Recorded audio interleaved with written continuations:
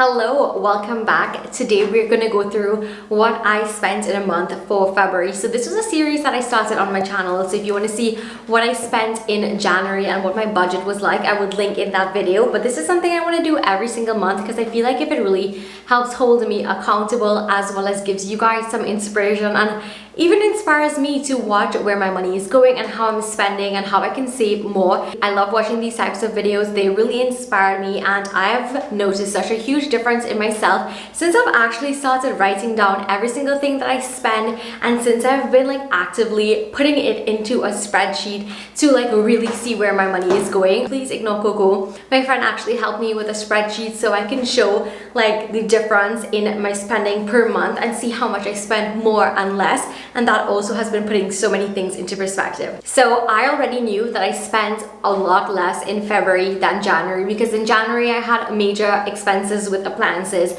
I bought my dryer and washer in January, so I already knew that February I was going to spend way less, and I did. I spent 50% less in February compared to January. So some things that decreased were my groceries. I kind of figured out what I always have on my grocery list and not just bought every single thing that I saw while I was doing my grocery shopping online.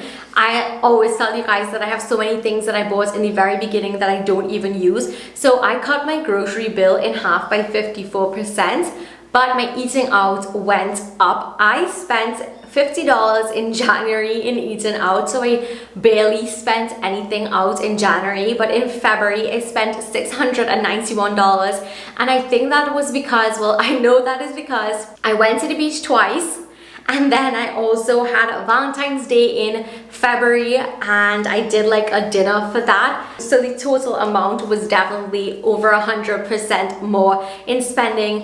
And I kind of realized from looking at this that I probably didn't need to buy all of those things. I also got Chinese food in February that I probably didn't need, but I felt like if I wanted to treat myself, and that is the thing, budgeting and really taking note of what I was buying and what I was eating out really made me focus myself, so that in March I really hope to be spending less in eating out and just really bringing that total down. Next up is my appliances. So like I said, appliances were really expensive in January. The only thing that I bought was a pink kettle. So my appliances, I spent 96% less in appliances than in January, and going forward I really hope, fingers crossed, that I don't need to spend anything. I have all my major appliances, so that should be a very low bill in the future, and I'm looking forward to that. For home decor, I actually ended up spending 71% more in February compared to January. So in February was when I got this rug. So that was a big portion of my spending and my bill. I know in the future my home decor bill is probably going to be high because I have to get my couch, another rug for the living room and for my bedroom, and I have to get like bar stools and little stuff for the kitchen. So I know that will be a little bit higher, but I'm learning to like really see what I do need and not buy just willy-nilly everywhere. Like I said, like having these things down and having it written down and compiling it at the end of the month really makes such a huge difference to me. So for personal, I had my lashes, so that was no change. I do my lashes every single month, so that is like a fixed amount I spend. And then next up, another fixed amount is my birth control, so I spend the same amount every single month on that. So there was no change in those two categories. In Coco's category, let me see, I spent 9% more this month than last month, and I think it was because I bought a lot more fancy feasts, and I also bought a treat for her. That is why I think it came up to more. So in January I spent 225 on her, and in February I spent 245. So it was just like a very small amount difference, but I realized I don't have to buy her a treat every single time I buy her food because she does have a lot of treats already, and I can kind of space that out. Next up, rent remains the same, and utilities this month, let me see, utilities was 52% less, and that is because I had to pay for electricity and Wi-Fi, but in February I only had to pay for Wi-Fi, so I would have to pay for electricity in March. So I already know when I do what I spent in March that my utilities is going to be higher because I have to pay electricity this month. So insurance was, unfortunately, oh my god, I hate to pay insurance, it was 29% more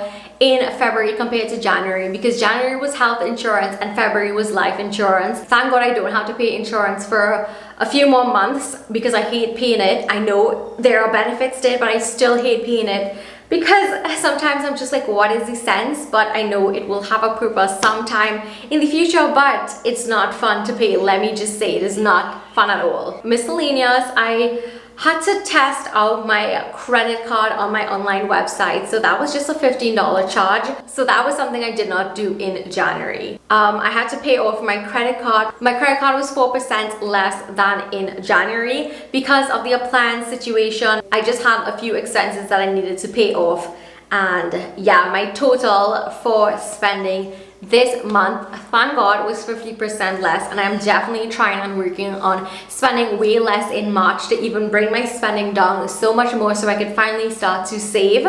I really want to be able to start saving because like buying so many things for my apartment every single month, obviously that is not ideal, but is what I have to do right now to furnish my apartment. And if you want to see a video on all the pros and cons of having a furnished versus unfurnished apartment, you can check out a video that I did on everything you need to know before you move into your first apartment.